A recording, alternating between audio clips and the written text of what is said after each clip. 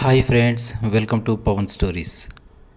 Thursday సత్యమేవ జయతేకి స్వాగతం. ఉగ్రవాదం ఇప్పుడు ప్రపంచాన్ని పట్టి పీడిస్తున్నటువంటి ఒక పెద్ద పెనుభూతం. ఉగ్రవాదానికి మతం లేదు అంటూ ఇన్నాళ్ళు చెప్పుకొచ్చినటువంటి ప్రతి ఒక్కరూ ఇప్పుడిప్పుడే ధైర్యంగా చెప్పగలుగుతున్నారు. ఉగ్రవాదం అంటే ఇస్లామిక్ టెర్రరిజం అని బయటకు చెప్పేస్తున్నారు బహిరంగంగానే. ఎందుకంటే దీనివల్ల ప్రపంచంలోని ప్రతి దేశం ఎంతో కొంత నష్టపోతూనే ఉంది. అందుకే సమస్యకు పరిష్కారం కనుక్కొనే దిశలో భాగంగా అందరూ ముందడుగు కూడా వేస్తున్నారు. మొన్నటి వరకు పశ్చిమ బెంగాల్లో అతిపెద్ద మారణహోమం జరిగింది. కేవలం హిందువులనే లక్ష్యంగా చేసుకొని అత్యాచారాలకు పాల్పడ్డారు ఇస్లామిక్ టెర్రరిస్టులు. దాని తర్వాత ఇప్పుడు జమ్మూ కాశ్మీర్లో ఏకంగా 27 మందిని కులం అడగకుండా కేవలం మతం ఆధారంగానే హిందువులు అని గుర్తించి మరీ చంపేశారు ఈ ఇస్లామిక్ టెర్రరిస్టులు. భారత్తో పాటు అన్ని దేశాలు ఇప్పుడు ఆలోచిస్తున్నాయి ఈ ఉగ్రవాదానికి మూలమైనటువంటి మతం ఏంటి అని. ఇక ప్రణాళికలు కూడా త్వరలోనే ప్రారంభమవుతాయి కూడా. నా భర్తతో పాటు నన్ను కూడా చంపు అంటూ ఏడుస్తున్న యువతితో, నేను నిన్ను నీ పిల్లల్ని చంపను, నీ భర్తను మాత్రమే చంపుతాను, నువ్వు చేయాల్సిన పని ఉంది, అది మీ మోడీకి వెళ్ళి చెప్పుకో అంటూ ఆ ఉగ్రవాది చెప్పడం వాడి యొక్క రాక్షస ఆనందానికి నిదర్శనం. అయితే ఇక్కడే వాడు తప్పు చేశాడు. ఇక మీద మోడీ సర్జికల్ స్ట్రైక్ 3.0 ఎలా ఉంటుందో ప్రపంచం కూడా చూడబోతోంది. ఇంతకుముందే రాజ్నాథ్ సింహ గారు క్లియర్గా చెప్పేశారు, ప్రపంచం నివ్వెరపోయేలా భారత్ ఒక పని చేస్తుంది, మీరు చూస్తూ ఉంటారు అని. నాకు తెలిసి ఇప్పుడు మోడీతో పాటు ఉన్నటువంటి అజిత్ దోవల్ గారు కావచ్చు, జయశంకర్ గారు కావచ్చు, రాజ్నాథ్ సింహ గారు కావచ్చు, యోగి ఆదిత్యనాథ్ కావచ్చు, ఇంకా చాలామంది, వీళ్ళందరినీ నేను ఛత్రపతి శివాజీ ఉన్న సైన్యంతో పోలుస్తాను. ఎందుకంటే వీళ్ళకి భయం అన్నది లేదు.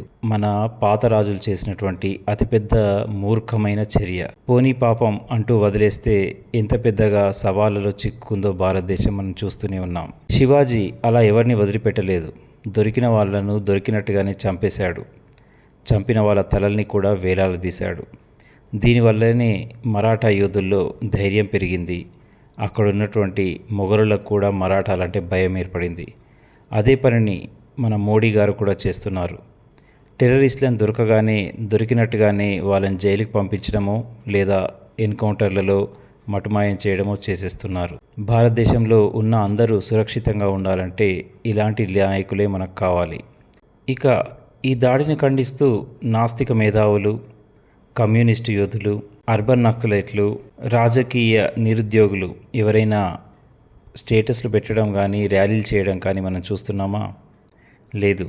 వీళ్ళెవరికి ఈ సమస్యలతో సంబంధమే లేదు. మొన్న పశ్చిమ బెంగాల్లోనూ ఇప్పుడు కాశ్మీర్లోనూ చనిపోయిన వాళ్ళు వీళ్ళకి పట్టనే పట్టరు. కానీ కేంద్రంలో ఉన్న మన ప్రభుత్వం మాత్రం కఠినమైన చర్యలు తీసుకోబోతోంది. అందులో భాగంగానే రాజ్నాథ్ సింహ గారు త్రివిధ దళాలతో సుదీర్ఘ చర్చలు జరుపుతూ ఉన్నారు. ప్రపంచమే ఆశ్చర్యపోయేలా జవాబు ఇవ్వడానికి రెడీగా ఉన్నామంటూ చెప్పేశారు. ఇక ప్రతీకార చర్య ఎలా ఉంటుందో మనం చూడాల్సిందే. అందులో మొదటి భాగంగానే పాక్ ఆర్మీ మరియు లష్కర్-ఏ-తోయిబా స్థావరాలపై దాడికి సిద్ధమవుతోంది భారత్. ఆ దేశంతో ప్రత్యక్షంగా పరోక్షంగా వాణిజ్యాన్ని తెంచుకోవడం మొదలుపెట్టేసింది. సింధు నదీ జలాల ఒప్పందాన్ని రద్దు చేసేసింది.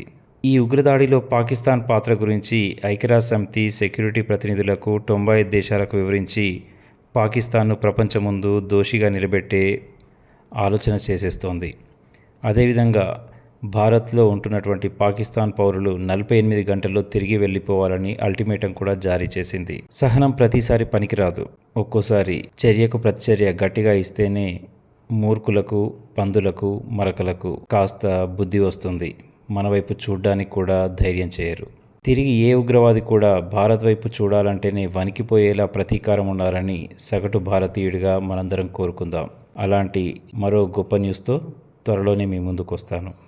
ఇదండి ఈరోజు సత్యమేవ జయతే. ధన్యవాదాలు.